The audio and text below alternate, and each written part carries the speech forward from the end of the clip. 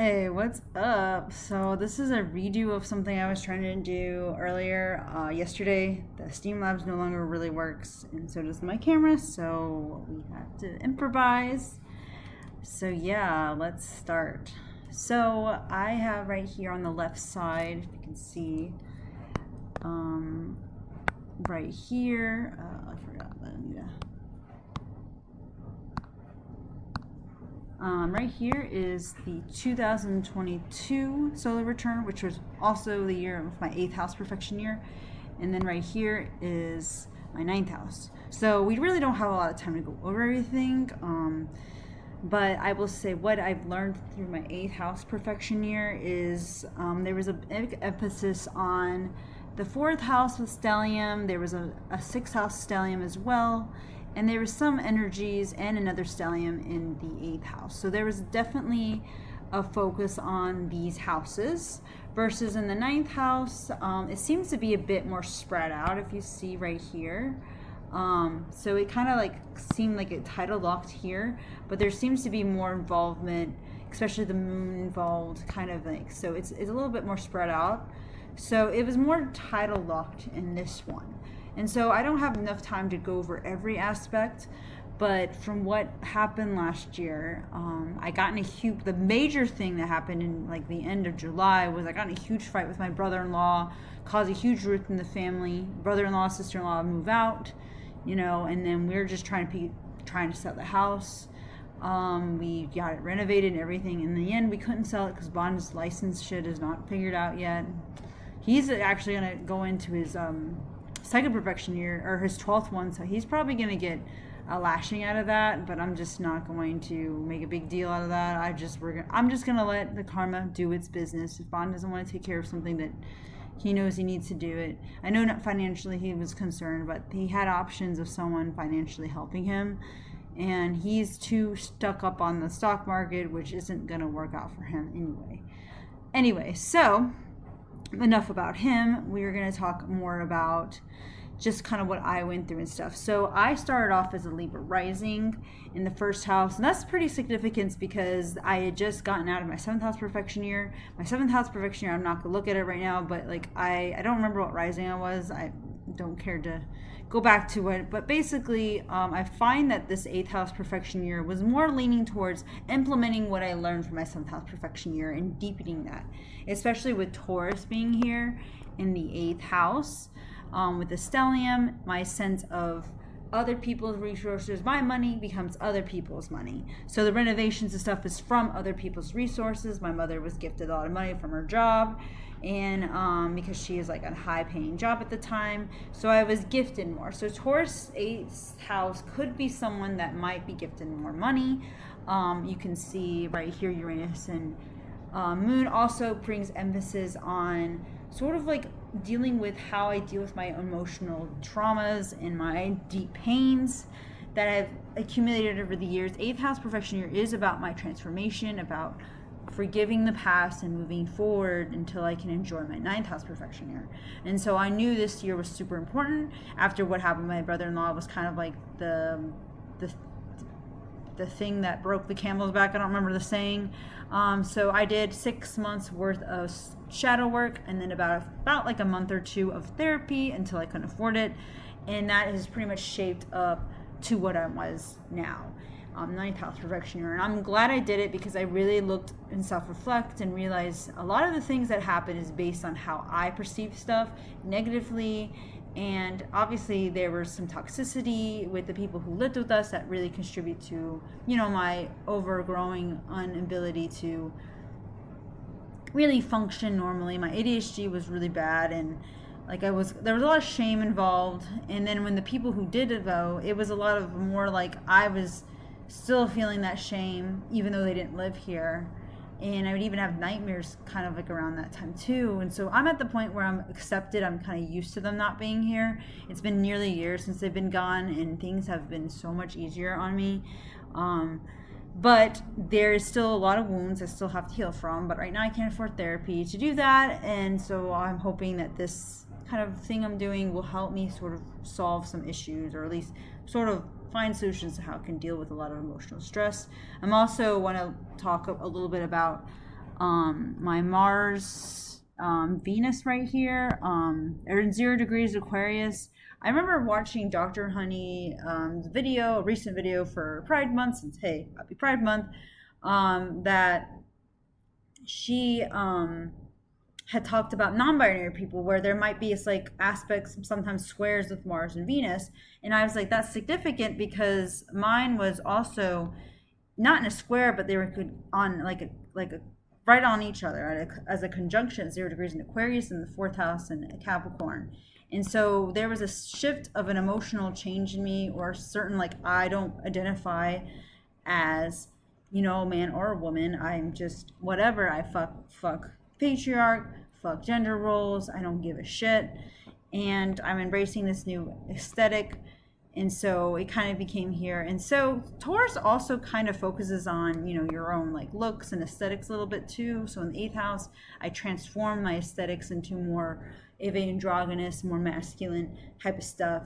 And I felt more enriched that way with Uranus hitting the moon. So I was shifting who I was, which was a bit of a shock to the people I knew personally, but I didn't necessarily get a ton of backlash at first. My parents still don't know about it just because I know they're a bit transphobic, and I just don't really want to talk about it with them. I'm not at the position and place where I feel comfortable still with them in that sense, but that's just something I'll just have to, you know, maybe like later on deal with when the time comes. But if they ever do ask about my identity or what I am in at, I will be honest with them about it. Maybe I told them, I don't even remember. But anyway, so those are some things I've noticed. Another thing I want to add just before I go to 9th house is there's a connection between these houses. 4th house is sort of like I became the matriarch after the original quote unquote matriarch, Annie, who was basically trying to control everything in the house out, and I had to be taking that lead role. So I'm responsible for bills, getting everyone to work, just keeping up and maintaining the house. So that was a change. So that Pluto really put an end to that. Mars and Venus kind of work together in sort of transforming and innovating my own personal way to be the matriarch, quote unquote. Despite being non-binary, I'm doing it my way. I'm not doing it the way the society deems that it is. Even though it's not perfect, I'm still figuring myself out. With 6th house being in Pisces, there was a ton of health issues that came up with me last year. I got concussions, I had a spinal injury, I had to completely stop working out. So there was a lot of confusion, a lot of like things going on there. With Neptune hitting Sun, even though it was not a Cassimi, it's quite close to it. It's a conjunction. And Jupiter as well. There seems to be an expansion of like, there's a lot of like breaking down of structure, breaking down of like the routine, and I was off on the wall. And thus before you know, Saturn left Aquarius, Saturn was still quite in Aquarius around this time. I definitely think that the lack of structure and stuff was a reflection on my autistic side coming out, my inability to sort of like, I'm trying to figure out what it is, and I realized like having a constant structure routine was not good for me, which in turn was affected by Capricorn, 4th house, who wants that in order to be the matriarch of us, but it was like kind of hard, especially with this Chiron hitting the descendant. Definitely a wound. I'm a wounded person, 7th house. So that's a good time to go to therapy. So that's the other signal. And of course, here is also 8th house, Taurus. It's kind of like I'm natally 8th house Scorpio. And so having Taurus here in my SR report is pretty significant, meaning I'm kind of putting what is deep within hidden being revealed in a sense. Like whatever, you know, I thought of money and all that stuff, especially with North Node Taurus, kind of, I'm leaning towards having a better relation with when it comes to money. Obviously last year we had some abundance of stuff. I can't say for the net like this year, current year, but yeah. And also one last thing is the Lilith. I have it kind of written down here. I have it. It's squaring Neptune and it's trining Mercury. And so also I think this might contribute to sort of the fight between my brother-in-law, and just in general, I'm just saying things and doing things, dealing into my power through my words, both online and in the world. And I did notice like people were more listening to me. I was much more like talking to even strangers. It was kind of a strange time for me. It's in the 9th house, Gemini, which I might be more like I'm bringing like something deeper, like looking into something simple and abstracting into something else. Lilith gives me that power. Unfortunately, the square with Neptune it made it really hard to really sort of, like, I went into his power, but Neptune would kind of confuse it. So I have to be careful who I talk to, especially. And then the trine, only Mercury, instead of squaring this in my natal chart, Mercury squares Lilith, and this is trines it. So of course my words were used as a weapon, and yeah. So it's no wonder I got in a fight with my mother-in-law. But anyway, this year I learned that I needed to get more into learning what Libra is trying to tell me, deepen those bonds, change up how I look, shadow work, be more conscientious of my health, blah, blah, blah. So that is pretty much what I learned in my 8th house perfection year. And so now we're moving into the 9th house one right here. So I have a lot to say about this one. Now, I did a whole report written down, so you can refer to that later, Caitlin, or anyone who's I'm just saying that to myself. And so, yeah. But I did want to pinpoint some things I've noticed so far. So Pluto in 29 degrees and Saturn in 29 degrees. Interception with Leo in Aquarius.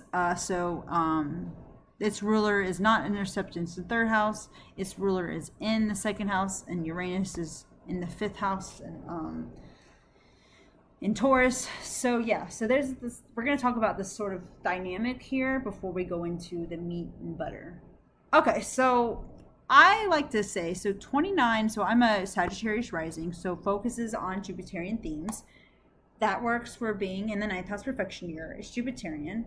And so that's my drive. So I'm expanding my knowledge, astrology, morning lurking. I was getting really into video essays this year, constantly wanting to learn more and more and more, listening to podcasts about information, looking into science, looking into philosophy, psychology, astrology. I like literally combine those major things together, combined, and like just connect the dots. And so that was like really what my focus was this year.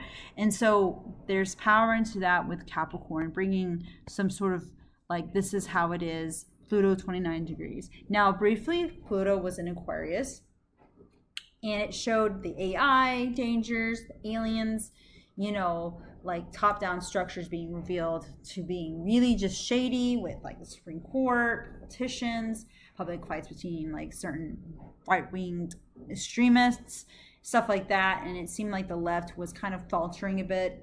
And then of course the like pull back on trans and gay rights and women's rights. It's all been a mess. It kind of revealed itself prior, and then it just kind of slammed into it there. Now Pluto's retrograded back into Capricorn right now, and so currently now too. So I have to kind of be mindful. Like what I think this is showing right here, 29 degrees Pluto, is I'm kind of a Scrooge. So it's technically in the 1st house, but it's conjuncting the 2nd house cusp. Now, if Pluto was in Aquarius, it would have been intercepted, but it's not. It's almost like the universe right here between these two right here. I'm sorry. I did not mean to do that. I don't know why I did that. These two right here are like telling me something. The Saturn rulers are like, you need to figure your money out before we can really reveal what Aquarius and Leo are trying to say. Technically, Aquarius is 2nd house, Leo 8th house dynamic. Remember, 2nd house are possessions or money, and 8th house is other people's money, other people's possessions, I guess, and basically transformation and emotional wounds and what's hidden, occult stuff like that. 2nd house is a little bit more lenient with, like, I guess your home security, what you value, how you value yourself, blah, blah, blah. It rules throat, I think. Well, actually that's Taurus, never mind. But I'm saying is like that. So Aquarius without being intercepted is basically kind of, Aquarius in 2nd house is more like finding novelty into innovative ideas. Some the natives with this natally could be, depending on placements, if they have a strong placement here, they could be someone that's discovering new things, how to make money, how to find value in the knowledge that they've gained through humanitarian works or through eccentric in beings. Also, these people could be really bad with money. These people could really struggle with, distinguishing what's practical and what's not, and they might kind of flip-flop. So Uranus theme, like kind of like some stuff like that. But it really depends on their placements. 8th house, Leo does not do well in the 8th house, to be honest, because 8th house is like main ruler is Scorpio. Scorpio is about going deep and dive, the occult, the darkness, and humanity. It's like figuring out the solution, the hidden. Leo does not want to be hidden. Leo wants to be the star, wants to shine, it wants to be creative. The good news with 8th house Leo is that these people are extremely creative. They can make horror stories. They can make psychological thrillers. These people can really dive and make their whole, like their way of expressing emotion in a deeper, darker way. I honestly benefited from it, especially with my ruler. It's ruler right here in the 3rd house. So my focus has been on my comic, my like knowledge, my wanting to find creative ways to look deeper, and then just not doing like a story where it's like girl A, girl B become best friends, fight over some dude. It's more like girl A, girl B become best friends. Yeah, they're like this dude, but they're looking out into a mystery of what their father is trying to destroy things, and they're, you know, the boy is more of like he has some connection to it, so they're like pretending to have a rivalry, but really to get to know him, but really they're trying to find out what they're, you know, it's more like not just like A, B, C, it's more like what can we do, what can we deepen. So yeah, I definitely think that affected my writing style. Neptune being in there, conjuncting my sun in a wide orb, it also sort of influenced my imagination. Now I'm just reading it as if it's not interception, so we're gonna read it with interception now. So Capricorn is in Cancer at 29 degrees, are ruling the 2nd and 8th house. They're compensating at an inner degree, which is an inner degree, I don't know if that's how you say it, 29 degrees is very significant for cardinal signs because they're the initiators, they're the ones that have the most power. So Cancer and Capricorn are working overtime to sort of take over what Aquarius and Leo are lacking, and just saying, Capricorn's yelling at 2nd house, be realistic with money, go back to work, think about the future. You know, you can't just like be lollygagging, you got to think about it. And then like, can't just like, don't just like be creative and do that. Looking within yourself, what can you do to, you know, deepen your bonds with your friends? How can you nurture the people you have in your life in a deeper way, especially your husband, especially, you know, maybe you can increase your intimacy with your husband. Me and my husband have been much more intimate, not in a sexual way, but like just in general, like we're like much more connected than before. And so that showed. But also, Leo's coming out. Now, in my head, Leo and Aquarius aren't necessarily suffering. They're kind of like, okay, but they're showing themselves with both Cancer and Capricorn, kind of chaperoning them in a sense. That's what it feels like. So I don't necessarily know if I need to solve this interception. More or less, I need to find a balance and really listen to what the Capricornian or the Saturnian rulers with both the 29 degrees right here are trying to tell me, because I need to really change how I view money, how I view myself and what value, and what my place in society is. Instead of trying to, get away from it so much, it's more like you should really think about what it is. How can you have a better relation? Saturn is kind of giving me this one last check because I'm still learning Saturn lesson. And what's interesting, after my Saturn return ended and Saturn went to Pisces, I've noticed that I've really learned a lot. I've started embracing my Aquarius energy. Thus, I actually started relating more to my sidereal Aquarius energy, much more than before. And even especially my sidereal Scorpio. It's so weird because before I didn't really relate to it that much. I was like, kind of, but now that I've kind of started learning Saturn's lessons and started implementing the Aquarian way, I was like, oh yeah, I am pretty Aquarian. I am Saturn dominant, so it makes sense in a Placidus way, but I know in sidereal it's a bit different how you read it. It just goes to the same thing though. Like the same sort of like way of thinking, it just through a different sign. And so I think this is significant in me, especially with me with work. I have to definitely, I will go over it with my spreads a bit after this reading. And so Pluto and Saturn's got me locked up. And what's interesting is like Pisces, Mercury's in the 2nd house, which ruled by Capricorn, which I've never seen in a chart, so I can't really necessarily tell you exactly what it means. But my instinct is because Mercury is so in the 2nd house still, it kind of tells me that I am a little bit out of touch with what's happening around me. And Capricorn is sort of emphasizing something that I'm not necessarily understanding or agreeing with. So I would say a planet being 2 signs away from the house that's being ruled by another sign is very interesting, and it could be considered incompatible. And so I would say, here, I'll just erase this so you can see it better. Mercury is more aligned into 3rd house. It's a wide orb between Saturn and Mercury. So I want to write and stuff like that. But at the same time, I want to buy things. I want to have money to spend. Actually was thinking about getting more into astrology, but a lot of the stuff I could get into is expensive. So that's partially why I wanted to make money.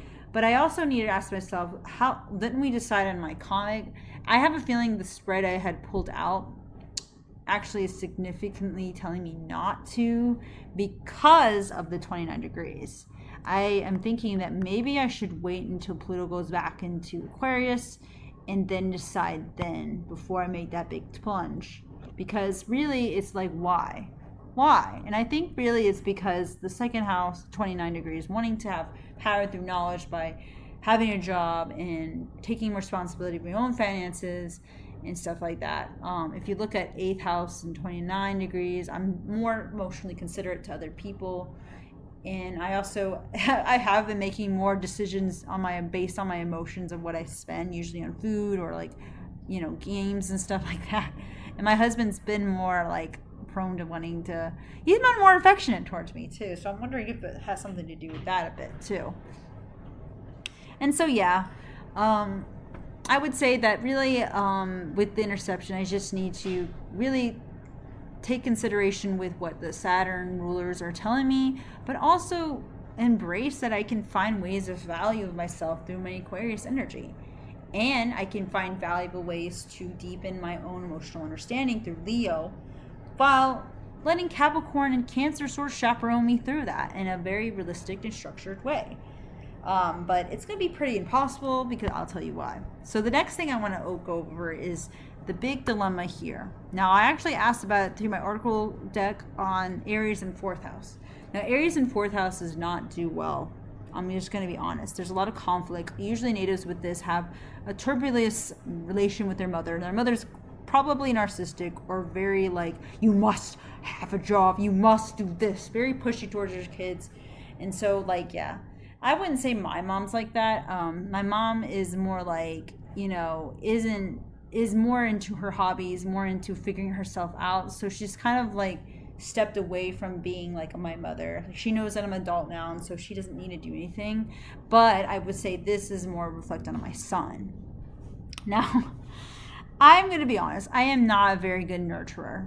I'm just going to be real and say I really struggle with nurturing my son. My son is a Libra with the Aries moon, and he's also Sagittarius rising, by the way. And he is at the age where he really wants to get to know me. He really wants to be more intimate with me. And it's really hard for me when I'm all into my special interests, my hobbies, and my burnout. I get burned out and I melt down a lot. And I have been in the last week, but I'm dealing with it as best as I can, taking rest times, now that I'm pretty sure I'm autistic and I'm more aware of these things, and actually expressing the negative emotions and not being afraid that maybe I don't really care anymore.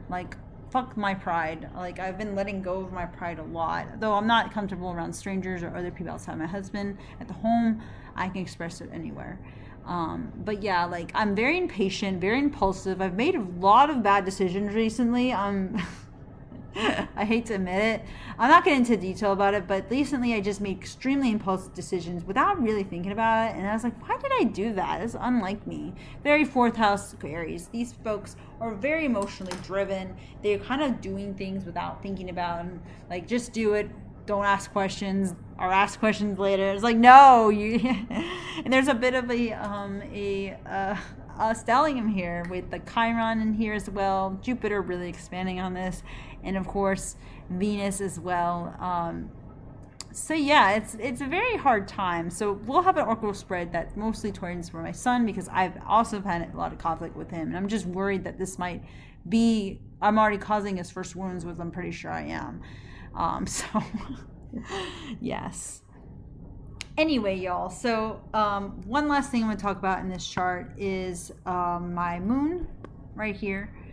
And my moon is in Virgo in the 9th house. How you would interpret this is Moon Virgo are people who are really practical thinkers. They're emotionally fulfilled through analyzing, through having things in a structured way, and like they're pretty critical of other people, and they're pretty like, especially to those who they're intimate with, they're more like to tell them the truth about something, and they feel fulfilled when certain daily tasks are done, or they're also more health conscious as well, which is a little concerning because for me personally is I have all these like placements, and look at this square with and then this. So there's a big thing going on with the health in 3rd house. So obviously these share a opposition. This shares a square. So I want to focus on this a little bit. Mars and Gemini. Oh God. I have been so erratic. So Gemini is really my 6th house, and so is 7th house. So it's duplication between, and so is Sagittarius duplication between the 1st and 12th house. And this can really indicate like me to have my routine to be very unstructured, chaotic mess, but also talking to anyone who's willing to listen to, especially Mars and 7th house. I've been more likely to reach out to other Geminis, more like just say my piece. I like more than usual. And my 3rd house is more like, what can I write? What can I learn? What can I imagine? And 6th house is like, no, we need to like get this shit together. 9th house is like, we must feel fulfilled through knowledge, through finding the truth of everything. And so there's a bit of like a dynamic between there where I desire to want to know more and learn more, but my moon opposition with sun make it impossible to really retain it. So I've been having a hard time really studying astrology even now because practicality is kind of taken over. I'm being much more practical of things, viewing things, and I'm also a bit disassociated a lot. And I'm not saying I'm not emotional. I get emotional over like very like obscure things or over things. Like recently I've been getting really emotional because nothing's going my way and I'm getting burnt out and very upset. I actually had a meltdown, or a small one recently, and I'm still recovering from it because things just keep going wrong. But the good news is my moon's helping me sort of look through it, being logical about this, talking myself through it, and I'm actually not as damaged as before. So I'm really happy about it. It's just that it kind of damages my Piscean energy, my own values. I feel ashamed that I don't have money and that I have to rely on other people, and I really want to go back to work, but it's just not really working out. And then Mars is kind of like putting me all over the place. I'm not really able to keep things aligned, so it's just all a mess. So really, like, that's the only bad thing about this year. I have been getting some good news, meaning one of my favorite games came out. It's like Pikmin series is one of my all-time favorite Nintendo games, and the first 2 games actually got ported on the Switch. So I have all 4 games now. I'm gonna order the new game when it comes out. I'm playing it, and it just like, wow, I'm getting everything I wanted. There's a lot of luck in that stuff. There's so much story-wise. I've been really into my story as well, editing it. I fixed it before. I don't know if I was having issues with it before. And like, I'm kind of pulled in different places and I'm multitasking a lot. I find myself doing 3 to 4 things at once, and it burns me out, but I can't help it. I feel like I have to do that because I want to fit in so much, but I definitely know I need to slow down because I am burning out quickly. And so I'm going to kind of be out of my original routine this weekend, so I'm not going to pressure myself to do everything. So that is all I had to say about my 9th house reflection year. The only thing I would say I would predict about it is I think for the rest of the year, I think it's definitely focusing on finding structure and balancing out the interception. Like, yes, I should do all these things and really think about why I want to get money in the first place, and should I just focus on that, which we will go more over it when we go over the tarot spread I have and oracle spread. Like I said, my camera is not working right now, so I have it pictured in the Biddy Tarot description, and I also have a voice memo of me reading the guidebook of the description of each of the oracle cards. So it's all like set up for me to get ready. The other thing I want to say is I had some very premonition dreams, and that's the last thing I want to talk about. So there's one with war. So a signal of war, and the war is still going on between Ukraine and Russia. And I also got more into the Venus synodic cycle, where one of astrologers, Nick, which actually was a mentor to Chris at one point, he is making it with the red and the black and all that. And it's interesting. I mean, there's quite a bit of stuff you can look into it, but I'm still trying to understand it. I'm a black 1, I think. Bon is a red 3. I know Fatima, if you're watching this, you're a blue 3, I think I said. I don't remember anymore. And so I'm not sure exactly what that all means, but if you want to look in celebrities that have it, you might get like some hint of what your life would be. Obviously, it'd be a different chart, but it would be, it'd be interesting if that can correlate in some way. Because there is actually, he found a very big correlation with people with similar setting and intervals in the Venus synodic cycle, and it would be worth noting to what could be your life. And so so that's been like kind of a thing. So I'm wondering if that's connected with the war dream I had. So the second dream I want to talk about is the one where I was driving a car in a road, and I noticed my brakes stopped working, and I was speeding up suddenly, and I couldn't stop the car, and so I swerved off because I didn't want to get into traffic. But I did notice that I was the only car in the road, and the road ahead, it was very foggy, like a white fog, and I was just swerving. I saw a police officer and a cyclist. They were kind of like looking distant, trying to see what was going on, parked with the police car and their bike, and I was trying to avoid hitting them. So as I was avoiding hitting them, I was about to go off a cliff, which the fog there was like a darkish gray, like a lot darker gray, and I was scared. So I think this is actually the other sign of I'm going to completely change my trajectory, and it's going to go into something scarier than what would be. And I think that might have been a sign of these Saturn rulers kind of like camouflaging or hiding things from me, and going into my own big major innovational change with second house Aquarius. So I think that dream is connected to that, and that I would suddenly change my trajectory. So yeah, that's pretty significant. And I think it's pretty much connected to me changing my mind about a lot of things regarding money, regarding structure, regarding my place in society. So yeah, that's pretty much all I can connect everything with on this. That's all I'm going to talk about in my 9th house perfection year. I just need to really work on conflict in 4th house. I need to find some sort of balance between, higher knowledge with kind of being realistic about how I learn, and also trying to get my routine a bit better, and my health too. So yeah. Sorry, that's weird. So okay, so I know I'm going to be late to pick up my husband, so we're going to have to really rush this because it's the only time I can do it. All right, so we're going to go ahead and go to my spread. Hopefully it will let me get to it. So this is the meat and butter of everything. Yeah, so, all right, so you can see right here, the first card I pulled was this one. So I have a recording of what I pulled first. I'm going to go ahead and listen to that real quick. We're just going to listen to it. And, yeah, so. All right, so the questions I asked for both cards, I got reverse Libra is the first one. Water element. Oh, wait, no, I didn't. I thought I did. Okay. Never mind. It was for the Oracle one. Okay, so so the first, when I was shuffling my Oracle deck, I asked a question about money, about should I go back to work? Should I really consider changing my trajectory of everything? So I got the Magician in reverse, and so I have right here so it's right here. I know you can't really see it, but it's this one, and so that's the one we're focusing on. So let's read together what it says.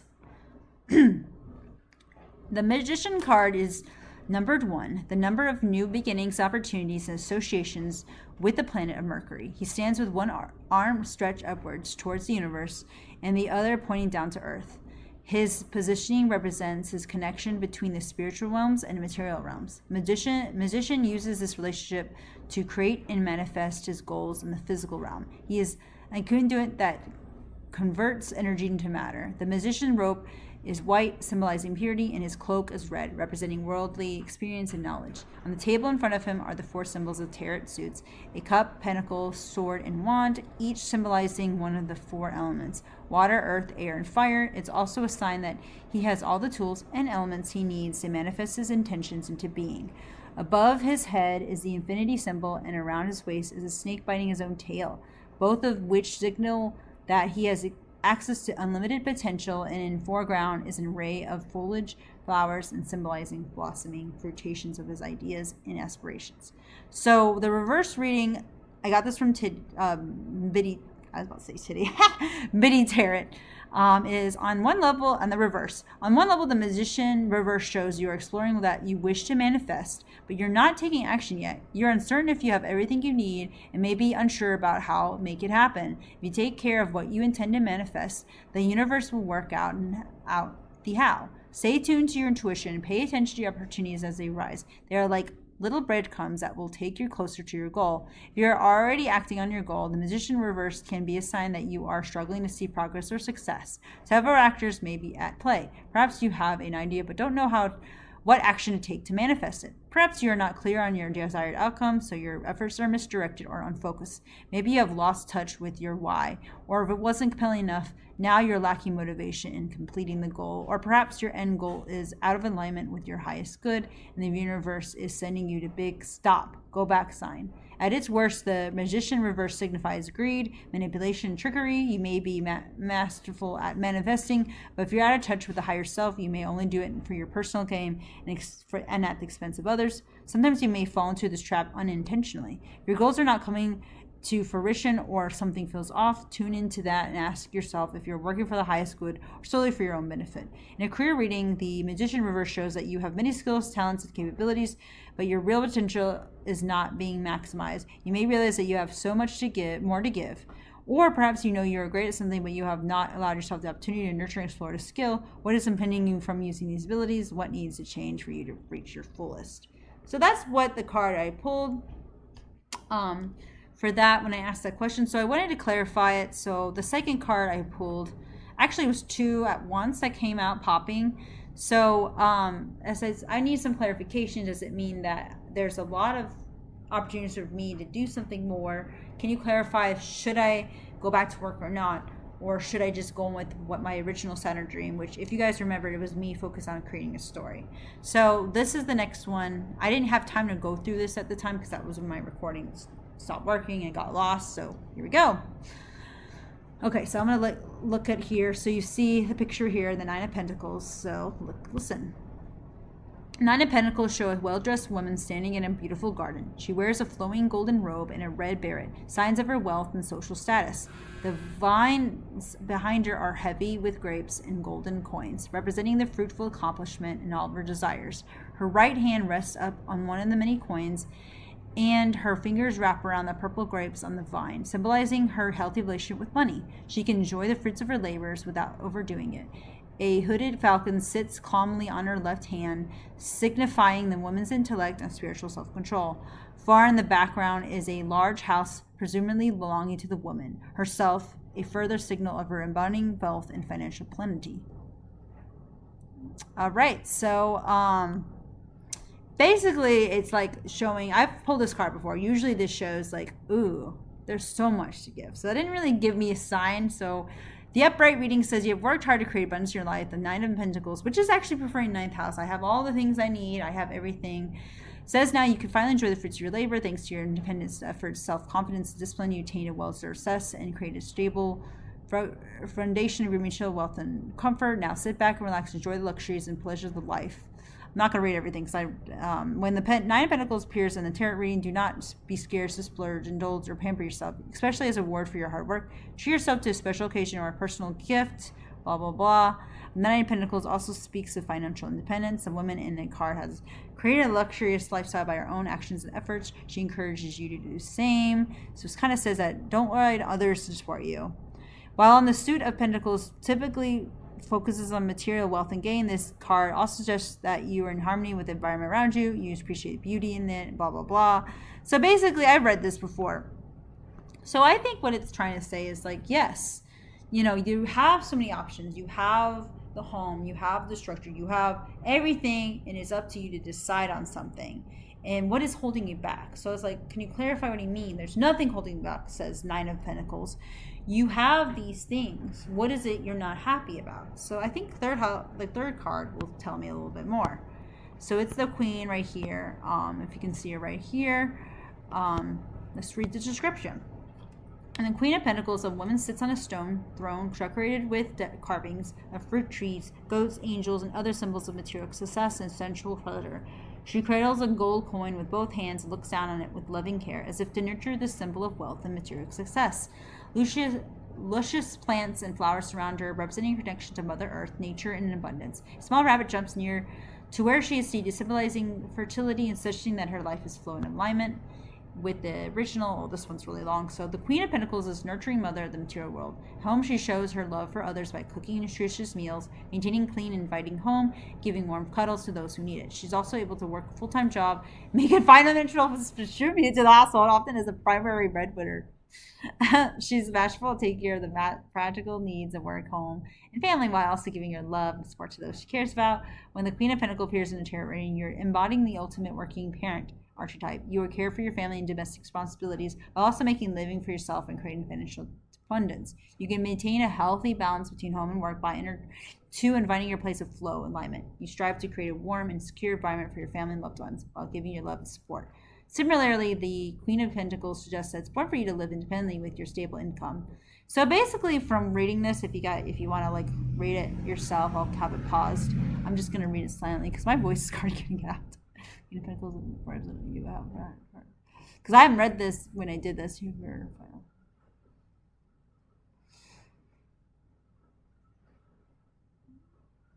So I just kind of skimmed through it. What I think is happening here is that I'm unsure, but I think these are the two solutions.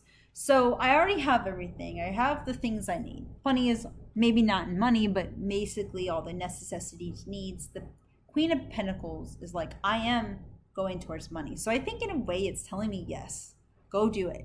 You have it. You just need balance. Like the Pentacle cards are giving me sort of solutions. Yes, you go for work, but make sure you keep the home together. Make sure you're a mother to your son. Make sure you're a wife to your husband. But also go get your money. Get your coins. Stop depending on other people's resources like last year. It's time for you to move forward. You have the things you need now, but if you really want to nurture that, you need to go forward in this. So yes, there seems to be a lane. So let's look at the final question that I want to see, because this is when Temperance card came up, because I was like, should I really work? Should I go back to what really Saturn's saying? And this is what this has to say to that question. So the Temperance card shows a large winged angel who's both masculine and feminine. She wears a light blue robe with a triangle enclosed into square on one foot, representing that the human triangle are bound by earth and natural law square. The angel balances between 1 foot on rocks, expressing the need to stay grounded, 1 foot in the water, showing the need to be in flow. She pours water between 2 cups, symbolic of the flow and alchemy of life. In the background, there's a winding path of mountain range, reflecting the journey through life. Above the mountains hovers a golden crown encased in a glowing light, a symbol of taking the higher path and staying true to one's purpose and meaning. So the Temperance card is sort of like bringing the harmony between the masculine and feminine. It's also representing, the natural law and sort of the spiritual realm kind of combining and staying grounded while she pours into the cup, symboling. So the cups, I think, are associated with water signs, I believe, or is it air signs? So maybe, I don't remember anymore. I can look this up real quick because it's here, right here. When they said water, they kind of, so water's cup. So if you look here, cup, water. So yes, water. So what does this mean? I need to be emotionally um, together. I'm at the point where I am practical. I am someone who is getting it together, dealing with my intense emotions in that. And yes, I can look into work. I can look into something. There's no one telling me not to. And I feel like we're not going to get any better with money. So yes, go get your coin, girl. Go find that part-time job. And if you need it, go to therapy because you need to be in harmony with both the earth and in the spiritual realm to do that. So I think in a way this spread is telling me yes. And so, yes, next year, go back to work. Don't think about what's holding you back. What's holding me back is the fear mongering. Because the reason why I want to go back to work is actually because my bank account is in danger right now. I don't have money to keep holding. My bank is taking fees, it's sucking out money out of my account where I can't put money in. And so I need to be more independent. I need to get a job so I can keep it afloat. I actually kind of want to save money. And even though the structure isn't great there, but at the same time, I kind of want to wait until Pluto goes back into Aquarius, which it won't be for a while. So it is a risk. That's probably where the gray zone, the full dream I had is I'm going into swerving off from my path into something else that is scary, but sometimes you have to take a plunge into something.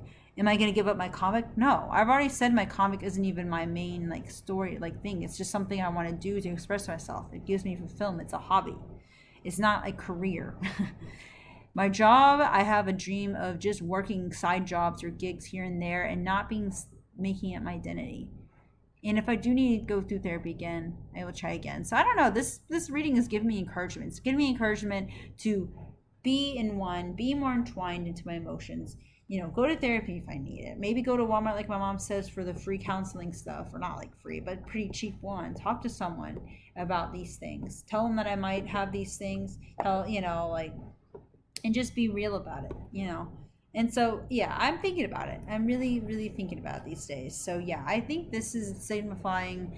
I think the first card is like, I'm not sure because of the fear monger, but the other cards are like, at the moment, because these two cards are from the minor arcana versus this one right here. Oh, you can't really see that very well. This right here is one of the major arcana. So yeah, I think it's saying yes. All right, so for the next part, we have the Oracle deck. And so I have my phone right here, and we are going to go ahead and read or listen to it after I let me go back to my recordings. Okay. All right, so I have one where I will explain everything, so go ahead and listen. Oops. So the questions I asked for both cards, I got reverse Libra is the first one, water element, and then the fire element. So the Libra one, when I was asking how, with my SR chart having Aries in the 4th house, how can I have more balance? How can I get along with my sun more? And then I got this card. It's like, so you want me to get more balance, or is my balance out of whack? What is something I could do to improve that? It said go with your water element. That's the next question. And then the last question is to clarify even more. How can I become more nurturing? Can you give me a sign of what I can lean into element or sign wise, how to be more nurturing? And then I got the fire element. So those are the questions. So this is the first thing you need to listen to before we go to Libra, water, and then fire. All right, so yeah, so that's basically how I asked. And yeah, let's read about Libra. So I will have us listen to it. It kind of got a bit like stuck somehow, so you might hear part of it being repeated. It's okay. I think I've read everything, so it's all good. Alright, so I'm going to talk to my tarot cards immediately. I can't record this in the video because my camera and my computer's not working, so here we go. So, Dick Oracles, this is about my big problem with my Aries stellium in the 4th house. So, what is something I can do to improve my relationship with my son? And there are some things I can do. These are a little bit easier to shuffle. I'm really shuffling hard. Start it.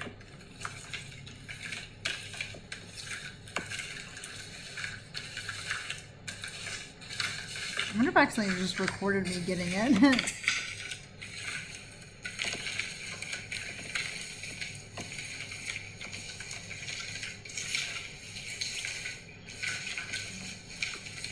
I don't remember like recording this.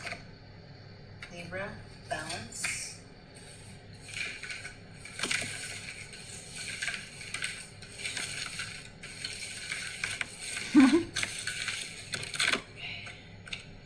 Water element.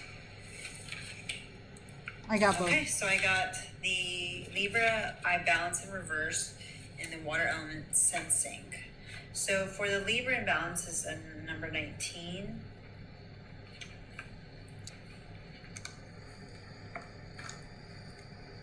All right, so Libra in balance is, the quote is, all my life my heart has yearned for the thing I cannot name. Andrea Brayton, don't go it alone. Linking up with a partner will serve you best. Libra is a sign of balance, charm, and beauty. Librians are notorious for their wit, ability to weigh and judge, as well as their appreciation for beautiful things in life. They adore collecting striking things. That means objects, people, and people. Librians are aesthetics, love of art, and literature that can at times be showy and vain-glorious. Librians are known for changing their mind and opinions. What is true one day may not be the next because they are balanced. They see all sides to every issue, but they tend to vacillate and have trouble coming to a final decision. Librians tend to have second thoughts and change their minds at the last minute. They also float along waiting for matters to resolve on their own without pushing as hard as they need to. Librians are understanding judges and negotiators, whatever how you say that word. They can be agreeable, but sometimes agree to things they don't want, sacrificing what they truly feel and they just get along. There's also a sarcastic Libra who loves to test his wit against others. They're quick-witted, retorts are reading it so fast. Hopefully we can understand this. filled with sarcasm, sharp accuracy. John Lennon and Oscar Wilde are examples of the erotic wit that Librians are famous for. They also love playing devil's advocate. Peculiar side, this is a sign of balance and peace. Sign Libra rules the seventh house of partners in marriage, those influenced by. And then All it right, gets I don't cut know why I off. did that. The Libra is a sign of lover.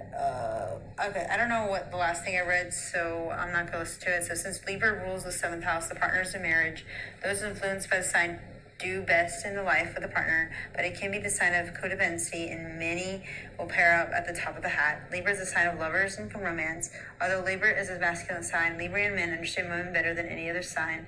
When the Libra card turns up in your spread, it indicates you're riding the fence over something and need to make a decision soon. If you don't make your decision, it may be made for you. The potential for you not liking the ending is high if you do not act and decide soon. It's a favorable card for romance and relationships. It indicates time where relationships are turning happy or more content. Right now, everything must be fair and balanced. It's important not to sacrifice your own feelings for desires simply because you hope to avoid conflict. It will feel as if the middle approach is the smartest one now is probably right. Courtrooms, laws, fairness should play into matter.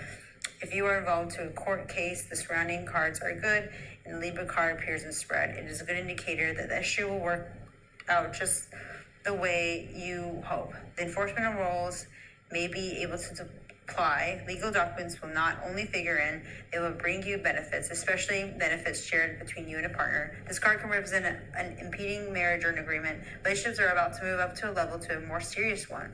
Feelings have matured. Happiness achieved when you pool your research with a significant other. Achievement will be found when you find the right person who mirrors your own ideals and beliefs. All matters worked on within sincere and equal partnership and shall prove to be successful to the most. All right, so it's connected to the Pentacles, so we're going to read this as reverse. Refer to the whiteboard I have with the description and the picture of the two cards I pulled out. All right, so let's talk about this. So basically, balance. So my question was like, how can I be a mother? Like, what does it need to do? So reverse balance. So there is no balance. I think that's signifying I need to really evaluate what needs to be balanced in stuff. So I need to continue to learn Libra themes even in this perfection year. So yeah. So let's read what Biddy Tarot's description of the Two of Pentacles reversed. See, when I have a Oracle card reversed, I will reverse the tarot card associated to be able to read it. So that's how, and I find that very accurate. So let's read it together. If I can scroll in an inverted position. The Two of Pentacles warns that you're overcommitted and at times struggling to maintain your overloaded schedule or stay on top of your bills. That's so true. I'm really behind bills. Others might not see it as yet, but the stress is getting to you and you may even catch yourself dropping the ball. Follow this card's lesson and get organized. You may need to bring more structure to your responsibilities through budgets, to-do lists, forward planning, or a diary. Effective time management. Turn down opportunities that are no longer in alignment with your goals. The reverse Two of Pentacles can also sign you of over investing in one area of your life at the expense of others. For example, you may excel in your career but have little time for your family or your partner, leaving them feeling disconnected and alone. While you may get away with a few late nights at work, there will become a time when enough is enough and something has to give. The reverse Two of Pentacles invites you to reassess your priorities and goals and decide whether or where you want to spend your time and energy. Distractions are plenty and will take you every ounce of your concentration. Stay true to your goals. Choose the one thing that you need to focus on so you can give your undivided attention and you reach your success. All right, so the tarot card pretty much revealed what the Libra card is also saying. There is no balance. I'm not able to hold on to stuff. I'm adding too much stuff to my schedule. Gemini, 6th house, my SR chart is like literally, like even today I was playing Pikmin 4 while also watching the new like K-pop show from Hype. They're making a new girl group under them that's similar to Hyphen that they made. I didn't watch the show for Hyphen, but I love Hyphen, one of my favorite groups, so I was really excited. So I started watching that, playing games, and making Quinn's Damager all at once. And it's like I'm doing too much at once. No wonder I'm burning out so much. And unfortunately, this is also affecting my relationship with my son. So basically, yes, if I want to improve my relationship with my son, I need to be more fair with him. I need to find more time with him. I need to play Minecraft with him. I'm going to bring the Switch with us and we're going to play Minecraft together, Pikmin. And when he actually asks to play Minecraft, I'm going to drop everything I do and we're going to play it. Even though I might get interested in stuff, I need to just stop being so selfish, Aries, 4th house, and really think about my son. I need to be proactive. I'm overloading myself and it's affecting our relationship. So that's what it's telling me. All right, so I actually had this switched here. So I also pulled the water card. So we will listen to what the book says now. So yeah, I have it right here. All right, the second card I pulled out was the water element. The quote is, your intellect may be confused, but your emotions will never lie to you. Let matters flow. In astrology, the element of water represents our emotions and our talents of the imagination. Water characterizes the realm of vision, taking into the quintessential the depths of feeling where intuition is more appropriate than acquired wisdom and knowledge. We get carried away on water. We have feelings of floating, of being adrift over water. When looking at the shimmering surfaces of water, we cannot see the outmost, but we know and sense what is there. Deep things too obtuse, transitory to explain, fathoms of moods and insight. Water is the element of the signs Cancer, Scorpio, Pisces. The planets of water are the Moon, Pluto, and Neptune. When the water element card presents itself in a spread, you can trust what you feel as the best course to follow.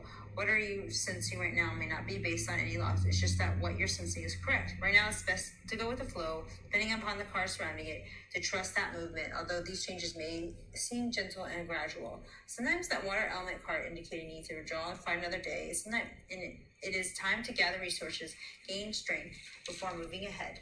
This can at times indicate trusting too soon or the passive acceptance of others' shortcomings when you shouldn't accept them.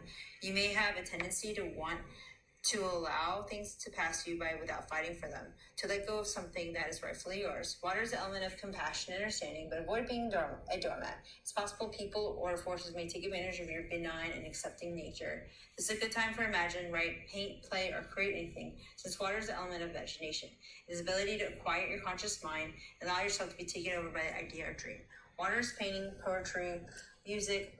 The card represents being connected in the flow of all things. It has the ability to keep a secret or work alone in privacy. It is probably best to allow people or circumstances to not pin you down or hem you in. Frankly, you now have the ability to flow or drift out of any situation in the way water is able to move around obstacles very gently and easily. Currently, you may also feel the feeling of floating or being adrift. In a sense, it is type of surrender. Maybe it's a surrender to a dream. You may have a little energy with what you want to withdraw. You're in fact doing a lot of inner processing, which will will take you where you want to go. There are deeper levels of working developing inside you, but the work is not seen on the outside. Expect a pause, but forward motion soon. Look inward. Don't worry about the drama that surrounds you. Avoid the conflict motion. Sit still, float, and trust your inner wisdom. It will not steer you wrong.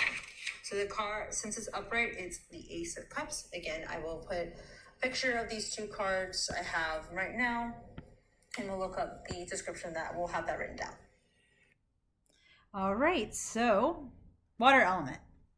So basically, along piggybacking with the Libra, what is the solution? Also, I need to go into my tuition. I've been really relying on my cards a lot lately. I'm actually going to take it to me and actually doing my own personal reading of what I truly feel tomorrow during the full moon. I think it's the first or second. I don't know. I'll look into of Capricorn.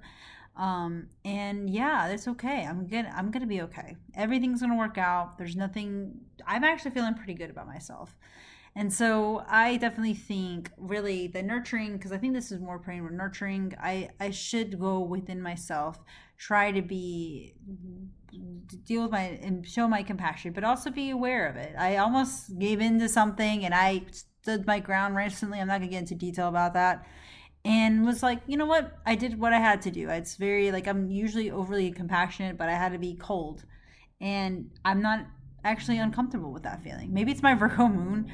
But anyway, I think this card is also signifying to my third house, Piscean energy, the conjunction with the intercepted Saturn, conjunction with the Mercury. I think because Saturn's in retrograde right now, I feel very out of whack with everything right now. Lack of structure, lack of keeping up routines, being late on stuff, forgetful things. I've been not necessarily, I'm not actually suppressing my emotions, I'm just letting them run their course and just kind of coming up with more practical solutions and dealing with stuff and feeling things. And also feel a little bit disconnected with my deeper emotions right now. So this might be a good time not to really rely more on tarot, to take more time to sort of hold within, just like the card says. And I think this will help me kind of figure out why I'm having a hard time being nurturing to my son. He's been really obnoxious lately. And so I think it's time for me to go inward and go into what is it that's blocking me from providing that nurture. And so that is what I think it is. So let's go to the description of the Ace of Cups. I have it written down here. With the Ace of Cups, divine love and compassion are pouring through you. You are a vessel for deep and spiritual love from the universe. You can't help but let that love flow through you into the world. You receive love, you give love, you are love. Your heart overflows. Now is the perfect time for you to open your heart and experience the rich flow of emotion available to you right now. You are more receptive to creative opportunities, loving connections, and deep compassion for the other living beings. As with the Aces and the Tarot, this card comes as an invitation. Will you take it? Will you say yes to divine love and compassion, and will you run with it? The Ace of Cups carries the potential for spiritual and emotional fulfillment, but only if you embrace it in an open heart. This card often appears in tarot readings when you're open to creative expression, especially when you can allow your emotions to shine through your endeavors. You may be inspired to start a new project, take an art class, or even engage in interpretive dance. At this point in your life, you're comfortable with who you are and happily express this part of yourself to others. You are fresh and potential, allowing your creative juices to flow. Let your imagination talent unroll full to new possibilities. Ace of Cups often represents a new relationship, be a friendship, a new family connection, or a blossoming romance. It's exciting, fluttering even, and you are so glad that you've met someone with whom you can share a special connection. Give yourself permission to open yourself to giving and receiving unconditional love, and you will notice the affection flows effortlessly when you are in a loving state of mind. The water in the card reflects the flow of emotion, and thus the Ace of Cups suggests that its enthusiasm you two generate will get you fired up in yourself and your life. There is a generous, compassionate side to the Ace of Cups, too. See this as a time of giving, not taking, and making the most of the opportunities to help others. You have the power to share your inner radiance and positive energy, bringing great happiness to those around you. You'll find that more you give, the more you receive on multiple levels. Finally, the Ace of Cups can signify conception, pregnancy, or birth of wild rings. Look to other cards in the reading for further confirmation, such as Empress, Page of Cups, or Four of Wands. On a more metaphorical level, it may mean the birth of a new idea or spark of inspiration, something in which you can invest a great deal of living and creative energy. Okay, so when the full moon card or the full moon cap comes, I think that's the perfect time to go back to my cards and reiterate of how I can use my inner self. I am feeling more loving. I feel more wanting to help people, but I need to be discerning, Virgo moon's saying. But Sun and Mercury's like, well, Saturn's not stopping us. It's in retrograde right now. Like, no. Take what you learned from Saturn and still apply it, but you can still be compassionate. You need to separate yourself before losing yourself, because Piscean people do this. Separate the you to them and stop trying to become them. Stop trying to be something. You're not no savior. You're not Jesus. Come on now. But you can still be compassionate. You can still, that's your sole purpose. But you have to be in a loving state. You have to have your inner world together. You have to be spiritual aware. You need to transcend, Caitlin. You're in that path, but you keep straying from it because you're all over the place. Time to go within. You will find that nurturing. You will find that loving. Okay, so continuing what I'm saying is that I just need to be a bit more aware. And I know Aries in 4th house makes it hard, but I think it might be coming from a sort of like a dark place for me, because I think, honestly, in the past, not to blame my parents or anything, but I feel like my parents weren't really giving me the nurturing I need. So it's not that they weren't nurturing, is my mom was sort of like a give a nurturing and then take away, because she was the breadwinner of the family. For a while she was traveling, she wasn't home a lot, so I didn't necessarily have that motherly nurturing figure. It was my father who had to take over. Even though he's a Pisces moon, he struggled with that, and back then he really struggled emotionally. And I think religion was the only way to keep him some relief of himself, because he himself felt insecure. And then over the years he's improved, and my dad's health's not great, but I think he's really valuing his life. And ever since he had his grandson, our relationship has improved significantly. And so in a sense, I had to learn to be nurturing my own, and I think it might stem from the fact that I was damaged, didn't really was taught the emotional way, the emotional tendency like a water sign would, because I was around air signs who struggled with that. My mother even said that she just is really bad looking within herself. Self-reflection is something, even it took my dad years to really self-reflect, and even my mom, I'm sure, is too, trying to find her own inner self, that inner child that was kind of taken away because she was so focused on her own career. And so, yeah, this is more of like maybe a shadow work thing I need to work on, but we won't have time for today. So I think the Ace of Cups saying, you got this, but you have to be considerate about it, because Moon and Virgo SR report is saying that as well.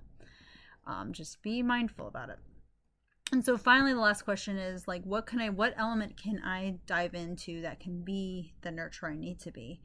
And so we're going to listen to the recording of this. And it's a fire element, so let's listen. All right, so the last card I pulled out was the fire element desire. Passion through a bad regulator is a powerful spring. There are changes coming, a new movement. Look for them to be quick. The element of fire in astrology is all about beginnings or passions and how fast we get our energy moving. It speaks to how rapidly we react and how long it takes us to accomplish what we set out to do. Fire is a burning determination. Fire scorches away impurities, clearing a landscape for new growth, leaving an area healthier and stronger. The signs of Aries, Leo, and Sagittarius fall under the influence of the fire. When the fire element card is involved, expect changes to be a dramatic and unforgettable way. Situations about to be transformed through a wake-up call or personal epiphany. The element of fire is spirit moving and a great indicator of creativity. So now it's time to apply your energy wholeheartedly. Look at your issue from another perspective and try a unique approach. Okay. Fire element card can also denote honesty and suggest you act assertively. You are about to get front with someone or vice versa. At least you should. This card says to push it. In any event, you will soon understand where you stand, as all your cards will be put on the table. Then you can expect less mystery. Watch out for boss people with this card coming up. It can indicate a type of bulldozing that will be hard to deal with. Others may claim they are speaking for you from a place of truth and concern, whereas they may not understand the situation very well and not offer the best advice. Also be careful of others attempting to take over and claiming theirs what you have created or started. This card can imply the ego going out of control. But it's important to keep yours in check as well. Since you're now thinking of larger terms, details won't seem to matter as much, but it's important to get everything nailed down. You may be tempted to fly by the seat of your pants and rely fun, and spontaneity. This is not a bad idea. The fire element card says you have good instincts at the moment and will be able to carry it off as long as you are also grounded. This card is a passion. Therefore, if romance is your question, this is a compelling attraction, at least one part of one of you. However, you don't make the mistake of attempting to make your love interest jealous. If you feel you're not getting the attention you crave, this will surely backfire. The tension strains enough. Don't be afraid to have a backup plan. In romance, this card can indicate a sudden attraction, if not meant to be. It will burn out fast. But if relationships have legs, you will be great support and protectors of each other's. The fire card is also when new starts, often after the past has been burned away, and denotes a period where you start anew. Be honest in your approach, and any arrogance will be your enemy. You will be a zeal to get things done in a way you want. As far as life is concerned, the pot is being stirred. Lastly, show caution with objects that fiery or electric nature. And it says 2 of Wands upright. So yes, refer to the whiteboard. We're going to go over there, over both cards. I'm actually going to put a recording of what each question I asked. I like how cute. I was like, in the back. All right, so yeah, you heard that. So lean into the fire energy for being more nurturing mother. Aries is ruling the 4th house in my SR report. Again, like I had said, there's some shadow work I need to do with becoming a nurturer. I am really bad at being a nurturer, and I know that because, you know, I'm pretty self-centered. I really just like being given love more than giving love, even though I always assumed I was someone who gives love. I do give love. It's not that I don't give love. It's just that there's like I get bored of doing that. Like I'm just like I'm not like a typical water sign who's like, oh, I must love everyone equally. Like I'm not like that. I'm very like pick and choose. Like, okay, you get love, okay, I'll give you all the love. And then it's like, okay, you're a hole, then no, I'm not going to. Go F yourself. I don't care about you. Like I can really switch between those feelings, and I sometimes even have a hard time empathizing with people that I don't really understand where they're coming from. I think they're coming from a place of hurt and insecurity, and I kind of don't really feel bad for them. Like I can't really make myself feel bad for them. And so I know with this year, perfection year, having a moon in Virgo makes it easy to not really give a shit about people. I'm just kidding. No, it's not that. I think they do care. Moon Virgo folks do care. It's just that they're very, like, they can kind of detach themselves from caring about people who are disappointing them or frustrating them, and thus they can kind of switch that off. But at the same time, they want to be giving. Mine's in the 9th house in the SR report, so I definitely am wanting to expand my knowledge into everything: psychology, like I said, enlightenment, philosophy, astrology, history, politics. I want to combine them all into this singular, like, structural way of predicting things. That's why I wanted to get into Venus Cynic cycle. I mean, I'm a black one, which it doesn't sound like a great place. And then there's the red ones I know Bond has, and so that's like a kind of like an interesting place too. And then so I don't know about Quinn's, but I do know there's like a certain pattern and things, and so it's good to kind of look into the patterns of the systems with these placements, so that way I can kind of not so much predict but prepare myself for the inevitable. And then I'm also kind of questioning if we really have free will. Like, is everything fated? Everything always, like, now thinking back, feels like it was fated. Everything, like me being a stay-at-home mom, feels fated. It's just so weird to me that it happened that way. I used to think I would be a career driven person, and I was at one point, but I had a bad relation with what was realistic, what wasn't. And unfortunately I got a huge, like, a reality check that, it hurt me. Is Pisces people don't deal with reality checks well.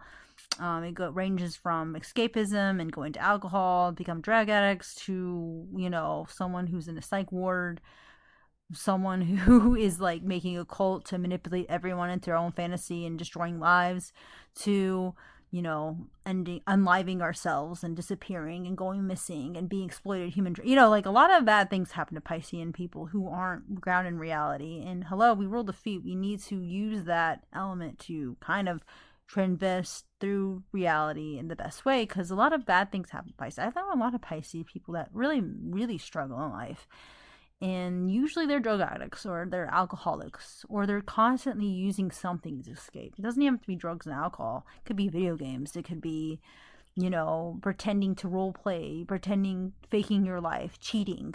Piscean men especially are known to be big cheaters. They tend to not deal with like pushback well and criticism well. That's where Virgo comes into.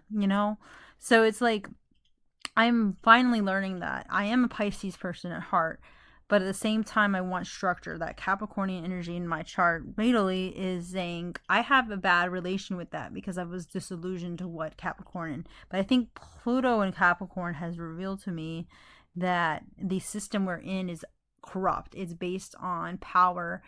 In hello, Capricorn rules the devil. So these people are, if you're religious, are working through devil. It's all about me. It's all about my money. You don't have money because you suck and blah blah blah. Everyone fails because they're losers, and because there's losers, I can benefit. That's sort of the Capricornian low vibrational thinking you're better, thinking you can just use power and authority to control people, to be at the top, to look down and the peasants below you and exploit them and blah blah blah. That's what rich folks do, and billionaires, reap those possessions. And not everyone can get out of their level they're at now. In fact, the system is working against people trying. And you're white or rich. Those are the people that always benefit over anyone else. And those who try to get there probably did it in an unfair way. They exploited some people. They probably were a pedophile. There's like so many things involved in the back that no one's telling you, and you're like wondering where these people get these money. There's some grifting. There's some scamming, and they probably deceive people. And so we have to be wary of these so considerate like success stories, and the system is selling to just trick people into thinking they can do it when really only a certain amount of people can. And mostly those are probably psychopaths or sociopaths who will destroy their own family for money. Like if you want money, you have to destroy everything. You have to destroy people's lives to get that sometimes, and people do that and they get away with it. And if they're rich and they have a good lawyer, they could probably like sue the crap out of anyone that tries to defy them. So it's like, now this is the system we're working under. So of course I fear the Capricorn energy. Of course I fear this. But I'm also an Aries rising. I still have very Aries masculine energy in me. And when I put my mind to it, I'm gonna keep doing it. I'm not gonna let anyone step me back. I'm not gonna be passive anymore. I'm gonna say my truth and deal with the consequences of what that is. And so I think what it's saying is like, if you have a desire to be a better mom, then do it. Make that your ambition. That doesn't take away from everything else. Maybe do some shadow work on your own inner self and why you have a hard time being nurturing to your son. Your son is a reflection on your own transgressions as well. I had a difficult birth. I had a difficult pregnancy. My son has like at least 2 grand crosses, which is a sign of a whole lot of struggle for him. It won't be so much about his like life. Like he'll have a good life, but he's going to have a lot of inner turmoil, and it's up to me and Bond to help him go through that. And I realize now that I wasn't ready to be a mom. I wasn't emotionally mature for it. But again, no, not everyone's ready to be a parent. Most of our parents weren't really ready to be parents either, and they had to learn through. And so you can take what you thought was good with your parents and then extend it to something good. You're not going to get it right, but if you because like fire energy is love, it's giving compassion, it's kindness, it's these people, and the best part are positive. They light up. The sun, hello, is reflected on fire energy. It's a light. We love Leos. We love how expressive they are, how kind they are, how generous they are. We love Aries because they're loyal, like Scorpios. When they love someone, they love them. It's ride or die. It's kind of like a Scorpio in that way, but I feel like Aries at least can detach themselves and not go into a dark path like Scorpio can. But Aries can really be loving and positive. In fact, most people associate Aries first house people in a positive light. Usually people like me. People say, you are so generous, you're so nice and stuff, and I'm approachable. And I can use that to advantage to have my son see me as approachable, someone to rely on, someone to play with, someone, and lean into that energy. So, all right, so that's what I think the fire element means.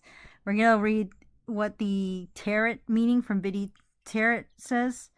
And so it says the Two of Wands takes the spark of inspiration from the Ace of Wands and turns into a clear action plan. You went through the discovery phase and know you want to manifest. Now you need to figure out how. You're exploring your options and carefully plotting out the path ahead, courting for all possibilities and potential challenges. You're open to growth and exploring newer territory, so as long as you maintain a level of certainty that your efforts will work out in the end. When the Two of Wands appear in the tarot reading, you are not ready to make your move. It is more important that you are established a clear path or clear plan before proceeding. The Two of Wands is also about discovery, particularly as you step outside your comfort zone and explore new worlds and experiences. It may take courage to set out, but this card gives you the confidence and self-knowledge. You know what your goal is and are sure of its eventual fulfillment. Let your intuition and passion guide you as you confirm your next steps. The Two of Wands indicates that you are considering your long-term goals and aspirations and are ready to plan for what you need to do to achieve them.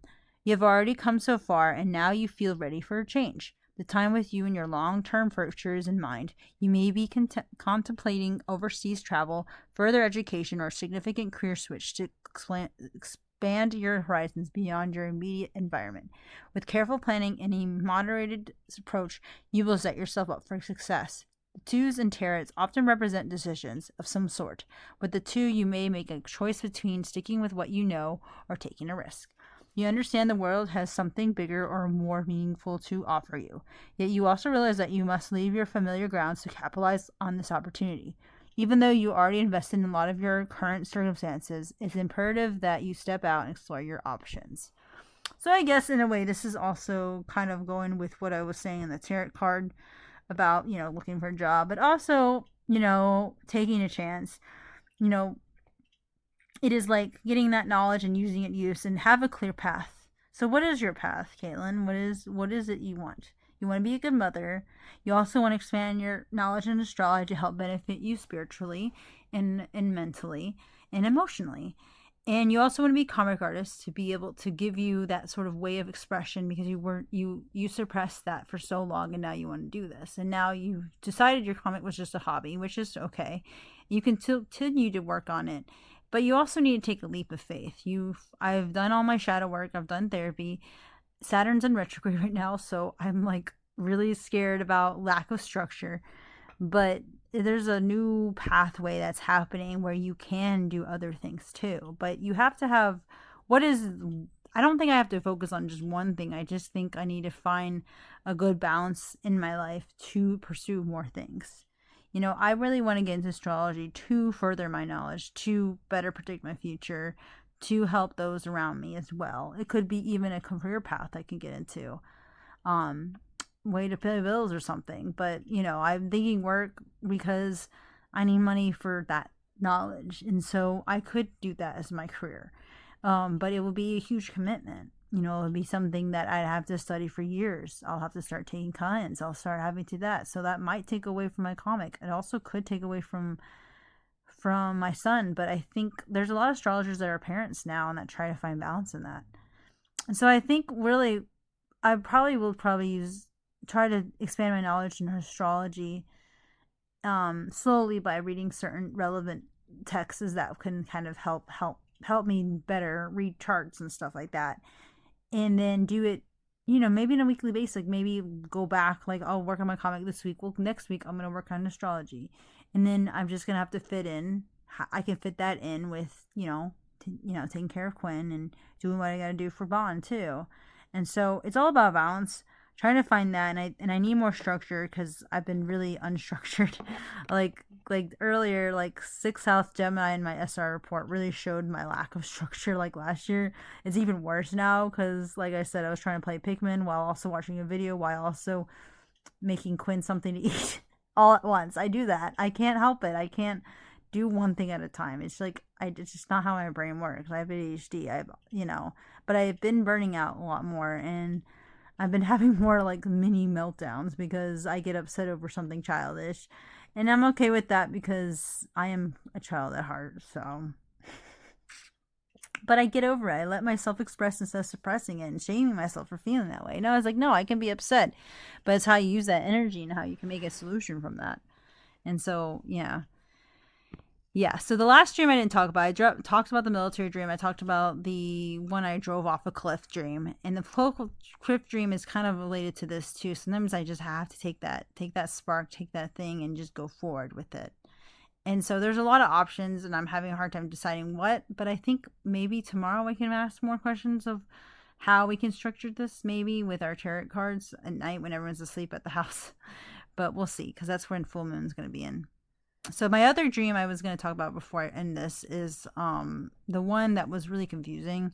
It was where I was at our house, and it was a new house, and it was dark, and everyone was over, but it was all white people, and my parents were there, and everyone was just like judging me based on the fact that we didn't have our power on.